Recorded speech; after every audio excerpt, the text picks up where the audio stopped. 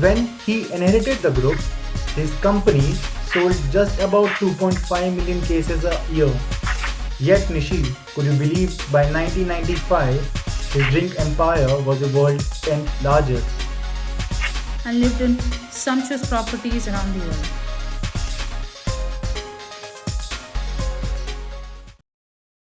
We welcome all the listeners to our podcast in the talks presented by the cultural team of Triple IT Bhagalpur. Before we start, it would very much please you to know who your hosts are and to know what experience we are speaking from. You are listening to second year student Prince Kulhari, and I am joined by Nishi Singh, also a second year student. We have taken the initiative to start this podcast to let you, our listeners, be hooked on different topics, interviews, and interesting facts. It is rare for someone to lose their fortunes, especially when at some point they were the 84th richest Indian. In this podcast, we focus on Vijay Mallya's richest to rags saga, or should I say, the fall of King of Good Times. The 64-year-old former head of United Breweries and United Spirits, who is about to be extradited from Britain to India to face charges of fraud and money laundering involving some 1.15 billion euros, inherited his business empire when he was just aged 28 from his father when his father died suddenly in 1983. Since then, he has been in limelight perpetually, known for his flamboyance, ostentation, and extravagant international lifestyle. Malya was the only child of the successful but frugal drinks entrepreneur Vittal Malya, who founded the UB and USL. While his father lived in Bangalore running his breweries, Vijay was brought up by his mother in Kolkata. But he was under constant pressure from his father, who threatened that he would not inherit the family business and fortune unless he conformed and studied really hard. Yes, Nishi, and reports also say that this paternal pressure created insecurity for the son. A son who, from a very young age, was a spendthrift. But when Vittal died suddenly, his only child, Vijay, inherited everything. He immediately embarked on a career that transformed what became UB Group into a multinational conglomerate that held more than the 50% of Indian beer market and was the country's biggest spirits producer. When he inherited the group, his company sold just about 2.5 million cases a year. Yet Nishi, could you believe by 1995 his drink empire was the world's 10th largest. By 2001, he was selling 26 million cases of spirits. Seemingly, Malia had the golden touch. As the new millennium dawned, the Kingfisher beer brand had become global, and Malia himself had embarked on a program of self promotion that saw him claim to be the king of good times. That's right, Prince. He also became the owner of Royal Challengers Bangalore, the Indian Premier League cricket franchise, the Barbados Titans from the Caribbean League. He was the principal backer of Force India Formula One Grand Prix racing team. He traveled by private jet, owned a luxury yacht, amassed a fleet of iconic vintage cars, and lived in sumptuous properties around the world. He was constantly in company of Bollywood stars. But now all that is gone. It all started to go wrong in 2005 when he launched the Kingfisher Airlines, which he built as a five-star hotel in the air, based on low-cost businesses model of Ryanair and EasyJet in Europe and Southwest in the US. What do you think makes a business successful? According to statistics, almost half of the number of new companies launched every year go out of business every 4 years. Can you imagine that? The odds of making a business successful is just about a half. Yes, it is hard to pinpoint the exact decisions which caused the failure of the company. It is possible, however, in retrospect, to trace some of the root causes or managerial decisions which led to the eventual dismiss of the company. I'm sure you all do know a little about Kingfisher Airlines, don't you? The very illustrious business tycoon Vijay Mallya launched this high-end airline company in 2003. In the last decade or so, Kingfisher Airline was full of potential, poised on a brink of eternal glory and profit. Yet today, it can barely be seen under mountains of metaphorical ruins and shambles. What went wrong? That, my dear friends, is what me and Nishi are here to tell you. The fact that Kingfisher Airlines met an ignominious end is a common knowledge. However, not a lot of people are familiar with the story of once mighty airline company. Such a company deserves to have its story told, even if it is a cautionary tale for the other upcoming airline companies. But let's get started, shall we, Nishi? Sure, Prince. Let's dive into it. Mallya, who has been downgraded to a former billionaire by Forbes, now doesn't really have a business group to call his own. His holding company, UB Holdings, now only has 4% stakes in United Spirits. He's no longer the largest shareholder in United Breweries, and he has lost management control of Mangalore Chemicals and Fertilizers Limited as well. Vijay Mallya, born in 1955 to Vittal Mallya, the son of an army doctor who quietly built an empire acquiring companies, he was the antithesis of his son and shunned the limelight, so much so that India Today magazine in 1982 cover story, a year before Vittal Mallya's death, said that he was almost like Howard Hughes, the famed but reclusive American businessman. Also Nishi, around 1982, as India Today described him, Malia was the undisputed king of the beer, liquor, and processed food industries. His stable of companies included United Breweries and McDowell. He also had a virtual monopoly of the market for squashes, jams, lime juice, and ketchup. He also commanded 75% of the domestic pesticide market and headed companies that turned out the Singer sewing machines, Cadbury chocolates, and some of the most commonly used drugs. Indeed, the company was entrenched enough in the consumer space to consider launching a cola. That launched marked the Vijay Mallya entry into the limelight. Malia Jr. was groomed for the top job by his father and spent time in the US working for Heekes Jensen and Nicholson, a paints company he would buy one day and then sell. But in 1983, Vittal Malia died at the age of 59, and at 28-year-old Vijay Malia was named the chairman and CEO of UB Group. At the time, UB sold about 2.85 million cases of liquor per year, and its beer sales were lower than the likes of Golden Eagle and Mohan Meekins. The conglomerate's other businesses included pharmaceuticals, agrochemicals, paints, petrochemicals and plastics, batteries, food and carbonated beverages, and a pizza chain. Over time, Malia either shut or sold the pharmaceuticals, batteries, and the food and the beverages businesses. He spent money diversifying. Apart from burger paints, he bought a large engineering firm in 1988, a dyeing firm called Malabar Chemicals and Fertilizers in a cut price deal in 1990, and media businesses such as the Asian Age and the publisher of a signed Blitz, a Bollywood magazine. Malabar Chemicals morphed into Mangalore Chemicals and Fertilizers, which was bought by the Zuari Fertilizers and Chemicals Limited last May after another takeover battle involving Malia. UB Engineering flourished for a while but is now another defunctioning UB company after being starved of funds since 2012. However, Prince, much of Malia's efforts and money, though, went into the liquor and beer businesses, and his bets proved to be wildly successful. United Spirits is now the world's largest liquor firm by volume and sold 120 million cases last year, while United Breweries, the maker of Kingfisher beer, is India's biggest brewer, far ahead of rivals such as Sam Miller. Over the course of his career, the twice married Malia built a deep political connections. He became a Rajya Sabha member in 2002 and drew plenty of envy. His battle with Manu Chabria is legendary. Malia was arrested in 1986 for allegedly violating foreign exchange rules.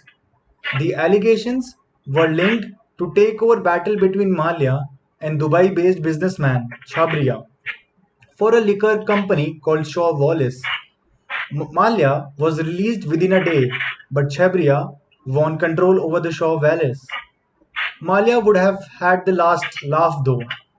In 2005, he bought Shaw Wallace for 1,300 crore from Chhabria family after his rival death in 2002. He also struck a deal with a Scottish and Newcastle in 2004, which at the time seemed like a sweetheart deal. Although SNN would own almost as much stake as him in UB, it would let him run the company the way he deemed fit and also give him access to its brand.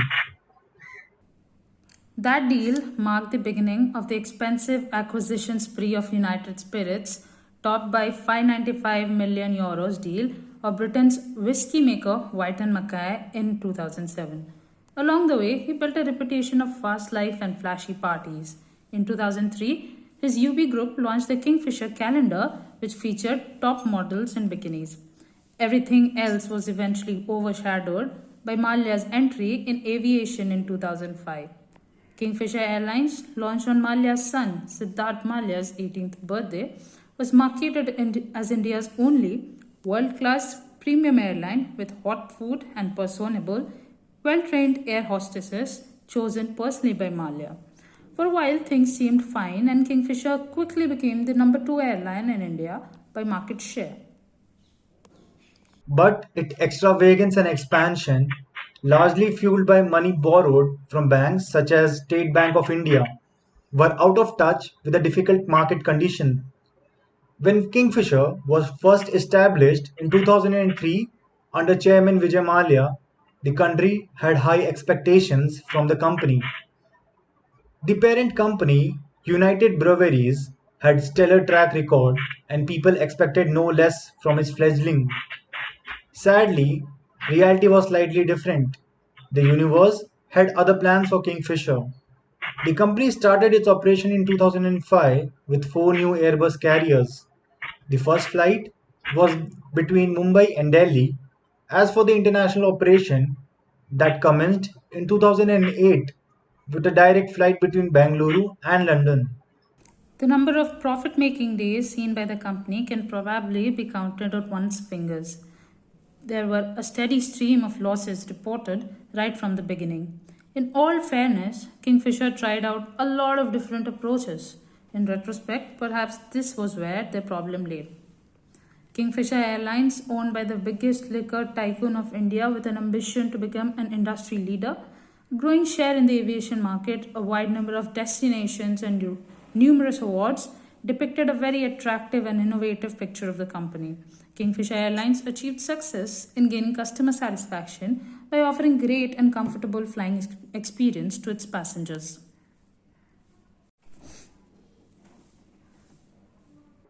Kingfisher Airline came into aviation market at a time when the low-cost airline had galvanized the market and made air travel available to every Indian. The promoter of the airline, Mr. Vijay Mallya, was well known for his vibrancy, quality, and style. He used his popularity to uplift United Breweries Group brand and invent the king of all times slogan for the beer. Starting off as a chairman of a UB group, his international blitz for buying and selling Burger Paints UK and spending money on fast cars, yachts, and many international homes remodeled him to its brand icon. My own lifestyle got intertwined with the brand personality, and so without really planning it that way, I became almost my brand ambassador, and that's the way it kept on developing, he once said. This slogan led to the creation of a brand image of Kingfisher Airlines. The company possessed two subsidiaries, Vita India Spirits and Northway Aviation. The aircraft acquisition and financing pre delivery payments were taken care of by Northway Aviation. On 9th May 2005, Kingfisher Airlines started commercial operation with four brand new Airbus that were A320-200S, which operated between Delhi and Mumbai on daily basis. The company aimed to provide world-class facilities and lead the competition in products as well as service offerings with brand new planes and excellent facilities like hot meals, comfortable seat, personalized entertainment, and treating passengers as guests. With this kind of an approach, the company started with 4 flights in a day between Delhi and Bangalore and further increased it to 104 flights per day by introducing 17 aircrafts and connecting 16 cities in 1 year. And it also set a record for 2005 to 2007 of the fastest airplane induction. By the year 2006, the airlines achieved a 5-star status and was popular among the business class travelers. It also offered personalized live in-flight entertainment by collaborating with Dish TV India. By connecting Bengaluru with London, the airline commenced international operations on 3rd September 2008.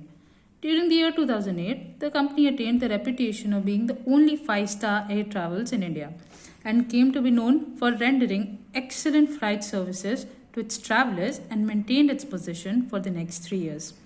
In 2009, Kingfisher won numerous accolades across the globe, and it was one of the only 7 airlines which got 5-star rating by Skytrax. Eventually, it became the largest airline of the second most populated country in the world with 26.7% share in the aviation market. Kingfisher Airlines operated around 250 daily flights.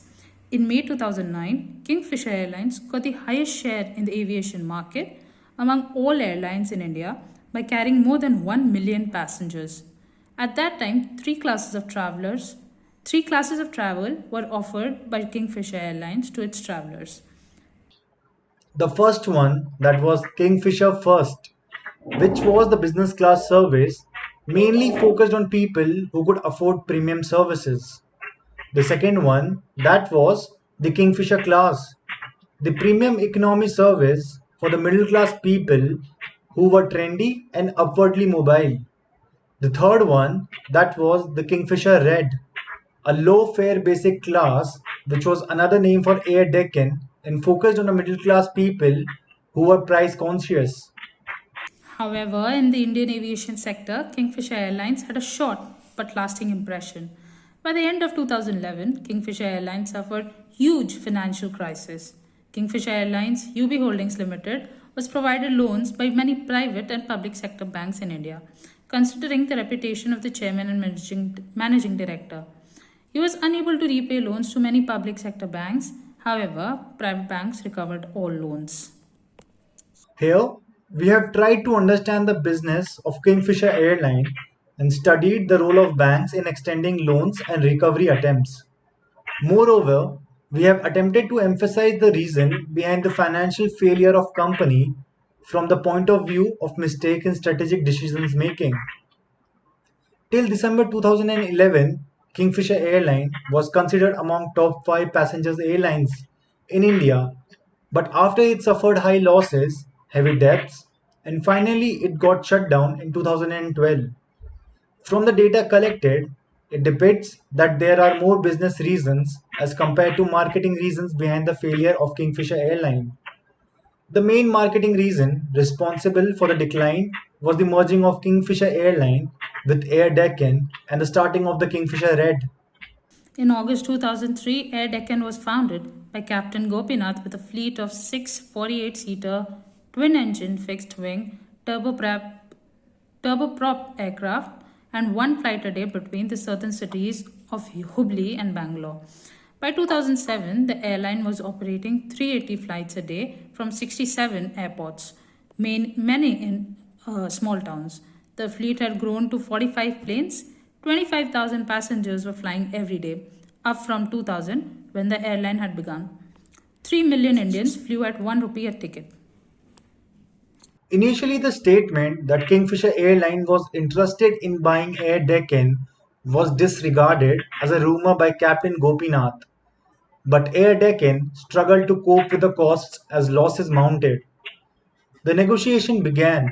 The Kingfisher parent company, United Breweries Group, purchased a controlling 26% stake in Deccan Aviation. Gopinath has changed his mind upon understanding that the two airlines would continue to function independently. In addition, Gopinath needed to raise funds. Air Deccan had lost 213 crore during a quarter ending 31 March 2007. Air Deccan was rebranded as Simplified Deccan in October 2007 and adopted Kingfisher's livery and flight attendant uniform. In December 2007, the airline announced that they would merge into a single corporate entity while maintaining separate brands. The airline business of Kingfisher Limited was merged into Deccan Aviation Limited on 1st April 2008. Kingfisher Airlines CMD Vijay Mallya introduced major changes to simplify Deccan brand in order to reduce losses and improve the airline's reputation, which had declined because of poor on time performances. He also wanted to give the airline a premium touch while it remained a low cost carrier. Simplifying Deccan ended the practice of outsourcing check in staff, lengthened turnaround times, and stopped selling tickets at promotional fares. On 29th August 2008, both airlines started using Kingfisher's codes. Simplified Deccan also migrated to Kingfisher's reservation system and was renamed Kingfisher Red. By then, other low cost carriers had entered the market and started to dominate it. In 2018, some 140 million Indians flew domestically, mostly on budget carriers. One of the reasons for the downfall was operational reasons that were: the first one, the maintenance, navigation, and the landing cost of Kingfisher Airline in 2012 was about 10.86% of the total revenue generated and 3% more than that of a jet airways. The employee cost of Kingfisher Airline was also higher than any other airline.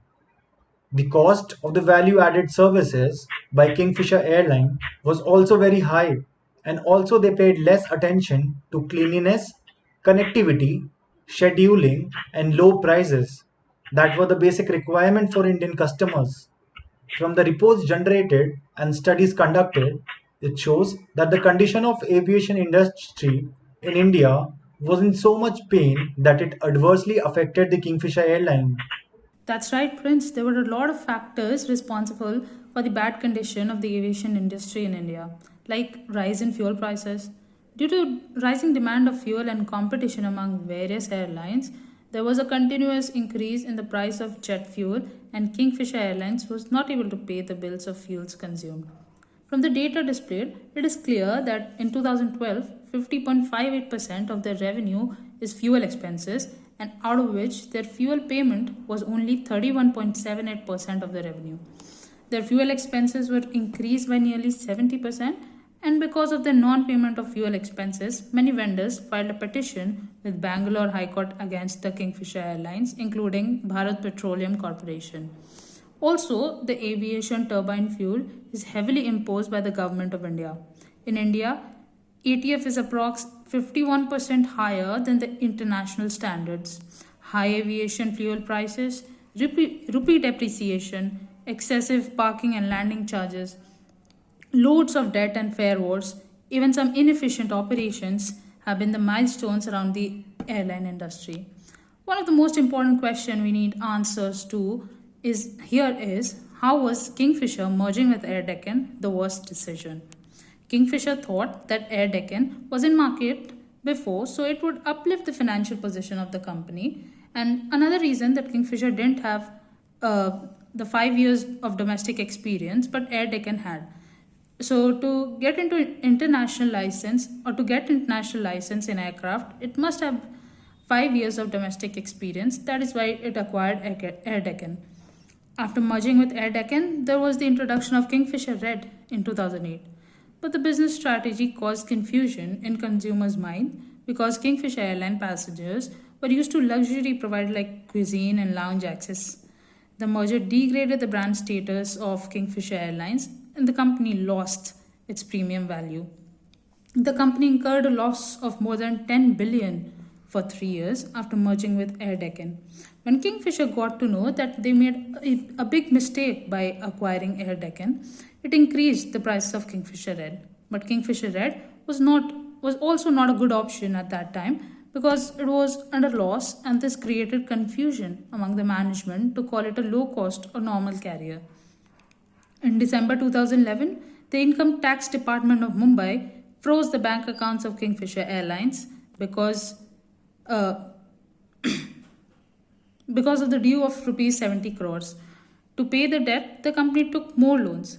For debt reconstruction, the lenders who used to lend loans cut the interest rates and converted the loan to equity. But this was also not helpful for the company, as liquidity problems were faced by the company after that. Kingfisher Red was finally shut down in February 2012. Now, I would like to discuss some of the strategic issues. The major mistake committed by Mr. Mallya was that he failed to make a proper decisions. He failed to understand the requirement of consumers and made all the decision on the basis of a luxury sales. For him, airlines were considered to be luxury travels, but in India, only a selected classes were ready to pay extra for luxury. Mallya, being a liquor tycoon, was unable to identify the difference between the two industries. Customers might pay extra for alcohol, but not for the transport, because transport is more of a necessity than luxury. When in 2008, Deccan Airlines was rebranded as Kingfisher Red by Mr. Mallya, so Kingfisher Airlines operated both business and economy classes. This looks perfect but wasn't actually. Mr. Mallya was in different businesses at the same time. For his liquor business, officials were appointed, but for airline, all was going on by itself. The businesses need the attention of Mr. Mallya. According to reports, 366 domestic flights, 20 international flights were flown by Kingfisher Airlines. It also owned 67 aircrafts. This increased aircraft lease rental. In 2011, the lease rental crossed rupees 984 crores, and because of this, 66 aircrafts were grounded. In 2011, there was a time when Kingfisher was not able to pay the salaries of employees. Salaries were due for 4 to 5 months. After this, the employees started refusing to sign the mandatory tech log, which stated that aircraft are fit and ready to fly. This was noticed by the Directorate General of Civil Aviation, and they cancelled the license of Kingfisher Airlines. Now I would like to talk about the economic slowdowns. Economic slowdown in 2008 is another external factor for the downfall of the Kingfisher. In 2008, the first international route from Bangalore to London was set up. Because of the downturn, the fuel prices of the airplanes raised landing charges at the international airports, which highly impacted the Kingfisher airline. Lack of proper management, the frequent change of CEO for more than once in a year, and malfunctioning of the top level management, which Mr. Mallya never took any serious intervention in day to day operation. Later, the airline was gifted to Siddharth Mallya by his father on his birthday. He lacked the maturity to handle such a big airline business, and so lacking the correct proficiency and experience in the airline industry. Kingfisher Airlines suffered severe downfall due to lack of proper management. Let us look at the bank dues. According to a report generated by the Indian Express in November 2015, Mr. Mallya suffered a total loss of 9,091.40 crore rupees. He took loans from 17 banks.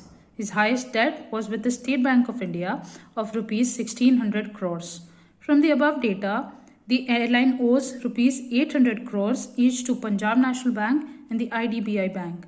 It also owes rupees 650 crores to Bank of India, rupees 550 crores to Central Bank, rupees 320 crores to UCO Bank, rupees 310 crores to Corporation Bank, and rupees 430 crores to United Bank of India, among others, according to the data that is showed. The Indian airline business had seen idle growth and revolution which will go in coming years. Many airlines come and go, while the others have gained a strong ground in this business. The grand and ambitious Kingfisher Airline project suffered huge downtime due to improper strategic decisions and mismanagement by the group. Instead of trying to utilize this grand project opportunity, Vijay Mallya focused on achieving a glamorous status. The airline came for luxurious design, food, and also included big goals for settling in international market, but neglected the basic economic class. The strategy practiced by Vijay Mallya could not sustain for long and proved to be a great threat at a large scale to both sustainability and stability of the aviation sector. Mallya is now the only board member left holding onto the board. For a business to be successful, the main focus should be on creating an efficient work frame, taking appropriate decisions, establishing a healthy competitive environment, improving quality of service, and standing in unity to find the best solution to problem. The company never really managed to recover the losses. In fact, the amount of debt kept increasing each year it remained in operation. Superstitious individuals can argue that odds were never in the company's favor, or that the universe conspired to throw lightning bolts in the company's path. There is some validity in this point of view in the sense we have to accept that there are always forces acting around us which we cannot explain and which are completely out of our control. In spite of that, it is possible to focus on the variables in our control and still come out on top of the odds. Kingfisher as a company was riddled with problems from the very onset. The utter lack of focus and clear foresight for the company was the main problem. The acquisition of the problem riddled air Deccan did not help the already dire situation. On top of that, the company had to battle with inadequate funds for management and ever increasing cost of operation. Kingfisher was completely reabsorbed by the earth. Vijay fled to London in the face of the criminal charges for the non-payment of the staggering amount of debt the company accumulated. "I am in forced exile with no plans to return India," said Mallya. "Let this be a lesson, a cautionary tale for any potential entrepreneur out there. Let the story of Kingfisher be an example of what not to do. Let us remember about the company and learn something from its journey that is full of ups and downs." We hope you enjoyed listening to us as much as we did in bringing this out to you. Until next time, it's a goodbye from Prince and me. Thank you. Thank you.